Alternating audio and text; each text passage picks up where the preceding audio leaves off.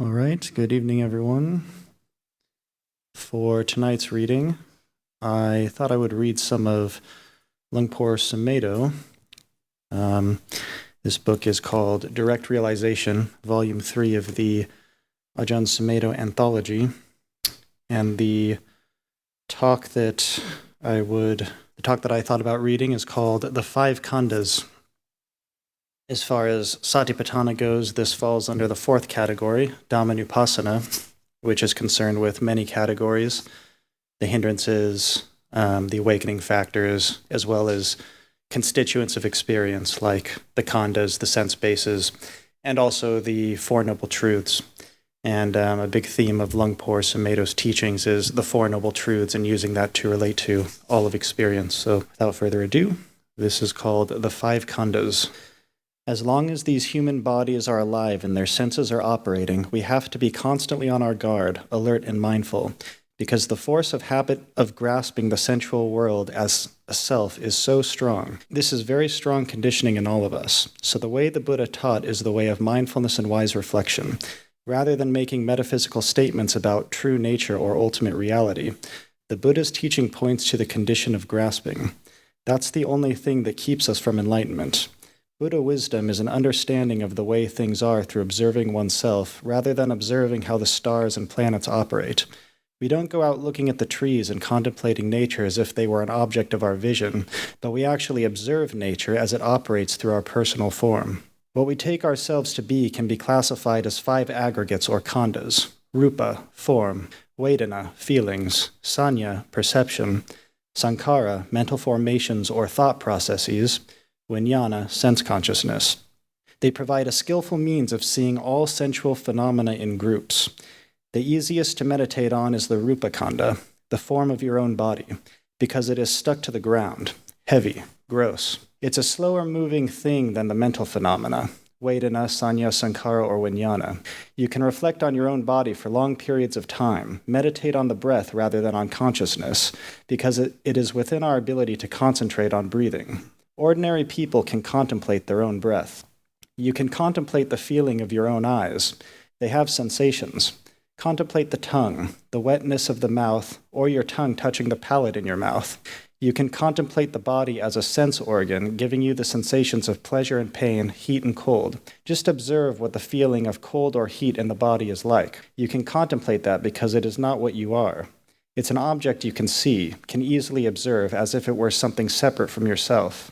If you don't do that, you just tend to react. When you're too hot, you try to get cooler and take off your jumper, and then you grow cold and put it back on again. You can just react to those sensations of pleasure and pain in the body. Pleasure. Oh, isn't that wonderful? And you try to hold on to it and have more pleasure. And pain. Oh, get rid of that. And you run away from anything uncomfortable or painful. But in meditation, we can see these sensations, and the body itself is a sensual condition that has pleasure, pain, heat, and cold. You can reflect on the forms that you see. Just look at something beautiful, like flowers.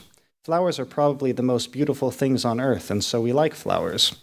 So note when you look at a flower, how you're drawn to it and want to keep looking at it, being attracted to what is pleasing to the eye. Or look at something that is unpleasant to the eye, say excrement. When you see excrement, cow dung on the path, you politely ignore it. Look at your own excrement. We produce it ourselves, and yet it's something that we don't really want to go around showing other people. It's something we'd rather nobody ever saw us producing. You don't really feel drawn to go looking at it like you would a flower, do you? But we're quite willing to wear flowers, carry flowers around, have flowers on our shrine. It's not that you should find excrement attractive. I'm just pointing out that you can meditate on this force of the sensory world. It's a natural force. It's not bad or wrong, but you can meditate on it to see how you tend to react to sensory experiences. When you experience beautiful sounds or horrible ones, pleasant odors or stinking ones, pleasant tastes or unpleasant ones, pleasurable physical sensations or painful ones, heat and cold, meditate on these things. Look and see these things as they are. All rupa is impermanent. Beautiful flowers are only beautiful for a while, then they become repulsive. So we observe this natural transformation from what is fresh and beautiful to what is old, ugly. I was a lot prettier when I was 20. Now I'm old and ugly. An old human body is not very beautiful, but it's the body following what it's supposed to do. I'm glad mine is not getting prettier. It would be embarrassing if it was. The mental khandas also operate on that same principle. Vedana is a mental state, the feeling you have of attraction and aversion to the physical things that you hear, see, smell, taste, touch. The sensation of pain is just as it is, but then there's the reaction of liking or disliking, or not even that, but just a moving towards or away from it. You can be aware of feelings, moods. Note the heat that comes from anger, the dullness that comes from doubt and sloth and torpor. Note the feeling when you're jealous. You can witness that feeling. Watch instead of just trying to annihilate jealousy. When jealousy conditions your mind, begin to reflect on it rather than reacting to it or trying to get rid of it because you don't like it. When you're cold, what is coldness? Do you like it? This coldness, feeling cold, is that something terribly unpleasant, or do you just make a lot out of it? Hunger. What is hunger like? When you're feeling hungry, meditate on that physical feeling to which you tend to react by trying to get something to eat. Or meditate on the feeling of being alone or separate, the feeling that people look down on you. If you feel like I don't like you, meditate on that feeling. Or if you feel you don't like me, meditate on that. Bring this into consciousness now, but not analytically, trying to figure out whether I really do like you, or whether your relationship to me is a dependent, childlike relationship that you shouldn't have, or getting caught up in Freudian psychology or whatever. Just observe the doubting, uncertain state of mind in your relationships to others, not to analyze, but just to observe the feelings of confidence or lack of confidence, aversion or attraction. That is Vedana. This is a natural thing. We're all sensitive beings, so attraction and repulsion are operating all the time. They are conditions in nature, not a personal problem unless we make it so. Sanya Khanda is the perception khanda. To grasp a perception means to believe in the way things appear in the present as if they have a kind of permanent quality. That's how we tend to operate in our lives. So I might think, for example, that a particular monk is this way. It's a perception I have whether I'm sitting next to him or I'm alone, whether he's helping me or he's angry with me. I have a fixed view. A fixed perception is not all that conscious, but I tend to operate from that particular fixed position if I believe in my perception. And when I think of him in that way, it's as if his personality is fixed and constant rather than being the way it is at this time. My perception of him is just a perception of the moment. It's not a soul that carries through time, not a fixed personality. So sanya is to be meditated on. Khandas are mental formations. They are perceptions of the mind, sanya, and on the basis of them are our mental activities, sankhara. So the assumptions you have about yourself from childhood, parents, teachers, friends, relatives, and whether you perceive yourself as good and positive or in a negative way or a confused way, all that is the sanya/sankhara khandas. Memories come up, or fears about what you might be lacking. You can worry that there might be a serious flaw in your character, or that some horrible repressed desires might be lurking way down deep in your mind, which might come up in meditation and drive you crazy. That is another mental condition, not knowing what we are so that sometimes we imagine the worst possible things. But what we can know is that whatever we believe ourselves to be is a condition of the mind. It arises, it passes away, it's impermanent. If we come from certain fixed perceptions of ourselves, we conceive all kinds of things. If you operate from the position, I am a man, you assume that perception of yourself is what you are. So you never investigate that perception. You just believe that you're a man and then conceive manhood as being a certain way, what a man should be. Then you compare yourself to what the ideal for manhood is, and if you don't live up to those high standards of manhood, you worry. Something is wrong. You start feeling upset or guilty or hating yourself because of your basic assumption that you're a man. On a conventional level, this might be true. Men are this way and women are that way. We're not denying the conventional reality, but we're no longer attaching to it as a personal quality, a fixed position to take at all times and all places. This is a way of freeing ourselves from that quality of being bound to unsatisfactory conditions. If you believe in being a man or a woman as your true identity in your soul, that belief will always take you to a depressing state of mind. All these are perceptions we have. We create so much misery over perceiving ourselves to be black or white, or members of a certain nationality or class. In England, people suffer because of their perceptions of belonging to a certain class. In America, we suffer from not having any perceptions of class, from the perception that we're all the same, we're all equal. It's the attachment to any of these even to the highest, most egalitarian perception that takes us to despair. By investigating these 5 heaps, aggregates, or groups, you begin to see them. You can know them as objects because they're anatta, not self. If they were what you are, you wouldn't be able to see them. You'd only be able to be them. You'd have no way of witnessing them or detaching from them. You'd just be caught into them all the time, without any ability to detach and observe. But being men, women, monks, nuns, Italian, Danish, Swiss, English, American, Canadian, or whatever is only a relative truth, relative to certain situations. Yet we can operate our lives from fixed positions of being, I'm American, and we're this way. Throughout the world, we have those national prejudices and racial prejudices.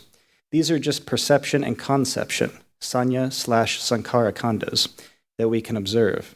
When you have a fixed view about somebody, one thing I can't stand is Hondurans, you can observe that in your mind. Even if you have strong prejudices and feelings, but you try to get rid of them, that comes from assuming that you shouldn't have any prejudices at all, that you shouldn't have any bad feelings towards anybody, and you should be able to accept criticism with an equanimous mind and not feel angry or upset. That's another very idealistic assumption. See that as a condition of mind and keep observing. Rather than hating ourselves or hating others for being prejudiced, we observe the very limitations of any prejudices or perceptions and conceptions of the mind. We meditate on the impermanent nature of perception. In other words, we don't try to justify, explain, get rid of, or change anything. We just try to observe that all things change. All that begins, ends. Then we meditate on the vijnana khanda, consciousness, the sensory consciousness of the eye, ear, nose, tongue, body, mind, and how one thing goes to another, aware of the movements of consciousness of the senses. Looking at something, hearing something, this changes very rapidly. All these 5 khandas are anicca, impermanent. When we chant Rupang Anichang, Vedana Anicca, Sanya Anicca, Sankhara Anicca, Vijnanang Anichang, this is very profound. Then we chant Sabe Sankhara Anicca. Sankhara here means all conditioned phenomena, all sensory experience. The sense organs, the objects of the sense organs, the consciousness that arises on contact, all this is sankhara and is anicca. All is conditioned. So sankhara here includes the other 4 khandas, rupa, vedana, sanya, vijnana. With this, you have a perspective from which the conditioned world is infinitely variable and complex. But where do you separate sanya from sankhara or sankhara from vijnana? It's best not to try to make precise divisions between these 5 aggregates.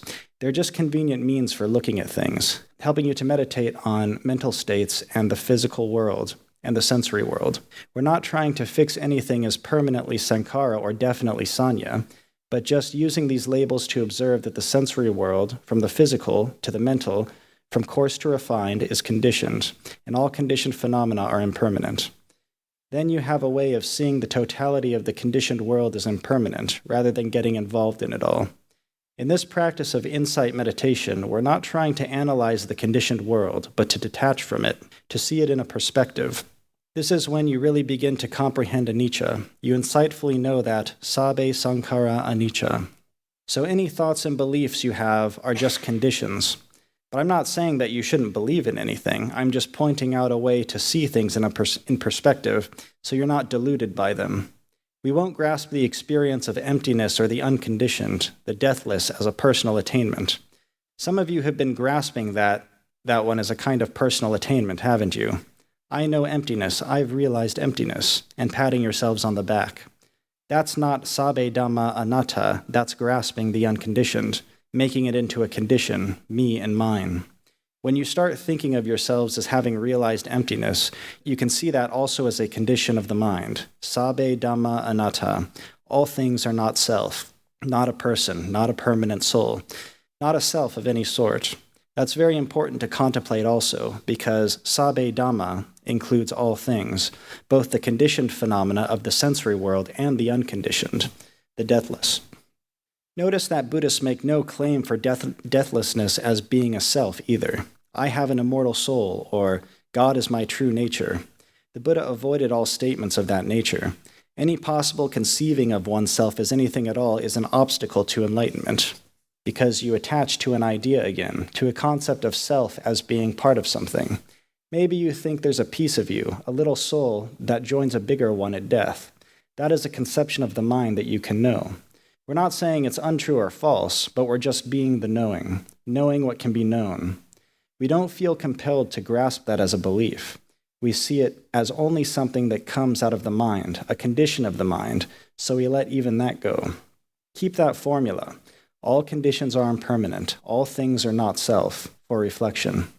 And then whatever happens in your life as you live it, you can see, Sabbe Sankhara Anicca, Sabbe Dhamma Anatta. It keeps you from being deluded if miraculous phenomena happen to you, and it is a way of understanding other religious conventions. Christians come along and say, only through Jesus Christ can you be saved. You can't be saved through Buddhism. Buddha was only a man, but Jesus Christ was the Son of God. So you think, oh, I wonder, maybe they're right. After all, when you go to one of these born-again meetings, everybody's radiating happiness. Their eyes are bright and they say, praise the Lord. When you go to a Buddhist monastery and just sit there for hours on end watching your breath, you don't get high like that. So you might start doubting and think, maybe that's right. Maybe Jesus is the way. But what you can know is that there's a doubt. Look at that doubt, or the feeling of being intimidated by other religions when they come on strong, or feeling averse to them, or having prejudices against religions. What you can know is that these are perceptions of the mind. They come and go and change. Keep a constant, cool reflection on these things rather than trying to figure them out or feel that you have to justify being a Buddhist. Christians may say, you don't do anything for the third world, and you say, we chant. We share merit and we radiate loving kindness. That sounds pretty weak in a situation where you're talking about malnutrition and starvation in Africa. But now, at this time, there's this opportunity to understand the limits of what you can do. All of us would definitely do something about starvation in Africa if we could, if we felt that there was something one individual could do here and now at this time. Reflect on this. What is the real problem at this time? Is it the problem of starvation in Africa, or is it human selfishness and ignorance? Isn't starvation in Africa the result of human greed, selfishness, and stupidity? Therefore, we open our minds to the Dhamma. We wisely reflect on it and then realize it. Truth is to be realized and known within the context of personal experience, but the practice is a continuous one. I still practice all the time. Things change. People praise and blame. The world goes on. One just keeps reflecting on it through Sabbe Sankhara Anicca, Sabbe Dhamma Anatta. When you recognize the conditioned and the unconditioned, you have what is called the ability to develop the path. And there's no more confusion about that. The goal now is to realize Nibbana, or the deathless, or non-attachment, to realize what it's like not to be attached to the 5 khandas, or realize that when you're sitting here and you're really at peace. There's no attachment to the 5 khandas then, but you might make a perception out of that peacefulness and attach to that, and always try to meditate in order to become peaceful again according to a perception. That's why the practice is continuously letting go rather than an attainment. Sometimes when you become calm on retreat, you can have a very peaceful mind and you attach to it, so you meditate in order to attain that blissful state again. But insight meditation means looking into the nature of things, of the 5 khandas, seeing them as anicca, impermanent, as dukkha, unsatisfactory. None of these khandas have the ability to give you any kind of permanent satisfaction. Their very nature is unsatisfactory and anatta. Start to investigate and wisely consider Sabbe Sankhara Anicca, Sabbe Dhamma Anatta, rather than thinking you've attained something or that you've got to hold on to that attainment, and starting to resent anybody who gets in your way. Note what is attachment. When your mind is really concentrated, let go of it, rather than just indulging in that peaceful feeling. Attach to something. Worry about something. Do it deliberately, so that you begin to see how you go out and grasp things or worry about losing them. In your practice, as you begin to understand and experience letting go, you begin to realize what Buddhas know. Sabbe Sankhara Anicca, Sabbe Dhamma Anatta. It's not just a string of words. Even a parrot can say the words, but it's not an enlightened parrot. Insight is different from conceptual knowledge. But now you're penetrating, going deep into this, breaking through the illusion of self as being anything at all, or nothing. If you believe that you don't have a self, that's another belief. I believe I don't have a self. We believe in no self. You see that the Buddha pointed to the way between those two extremes of believing you have a self and believing that you don't have a self. You cannot find anything in the five khandas which is a permanent self or soul. Things arise out of the unconditioned, they go back to the unconditioned. It is therefore through letting go, not through adopting any other attitude, that we seek to no longer attach to mortal conditions. And to also mention is also a time you can ask practice questions. So if you have anything coming up in your practice that you wanted to ask, it doesn't have to completely be about the reading. You can also ask them. Thank you for the reading. This feels tangentially related, and it is a practice question, which is that, I made a resolution to sit for X amount of hours, like many people may on a retreat, and whenever I don't do it, it feels awful. Like just everything just tightens up, and then sometimes I'll justify it and be like, oh, well, you didn't do it because blah, blah, blah, blah, blah, and it's okay. But then sometimes I don't justify it, and I'm like, okay, well, I'll try again tomorrow. But this feels like a problem because of how much my heart constricts after this resolve that doesn't go the way that I planned. Do you have any advice for this experience? Well, you've answered your own question. What should I do when things don't go as I planned? It's so much of it is just around. I would say the problem is the planning and the conceiving of what you think you should do or you should be or you need to do, and rather than just paying attention to what is. And then also when you make, it's one of the things that Ajahn Chah was really strong on. I mean, one was, making resolutions, but also making a resolution that you can keep, so that you don't have to spend your time doubting yourself or berating yourself or ending up in a conflicted state of mind. So that this sense of using the wisdom faculty to say, well, is this doable? And then you can always build on it, rather than sort of setting the bar so high that some days you do it, some days you don't. And but also whether you fulfill your resolution or you don't fulfill your resolution, really the main thing is to what's my response? What's my reaction? What's the state of mind that comes up because of that? Whether you're successful or you're not, because the point isn't just to be successful. The point is to learn what your habits of mind are, so that you don't end up stuck in these same old habits and conditioning patterns. I find it helpful to set high bars, so that it's like. Well, you've just been saying, what do I do when I feel so bad about myself? I know, but those moments are. If only I could do it, then I would feel good. Yeah. Well, I guess the second part of my question is like, where's my wrong view, and how do I go forward? And is it okay to feel this way sometimes and to just keep doing it anyways? Well, if you like beating your head against the wall, sure. I mean, if you get some gratification out of it, well, go for it. Yeah, just like the woodpeckers. Yeah.